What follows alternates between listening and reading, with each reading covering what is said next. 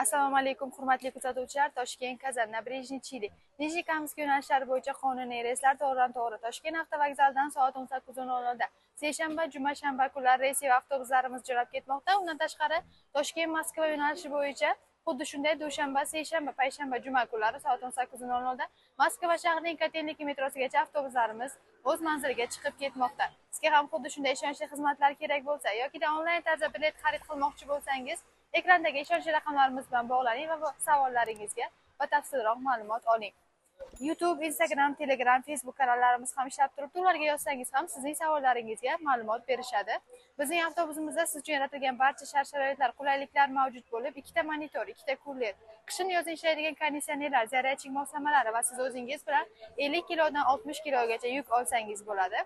Bizning avtobusimizdagi xuddi shunday komfort zonalarda o'z manzilingizga ketmoqchi bo'lsangiz, ekrandagi ishonchli raqamlarimiz bilan bog'laning. Biz sizni kutib qolamiz. Keyingi efirlarda ko'rishguncha, xayr, salomat bo'ling.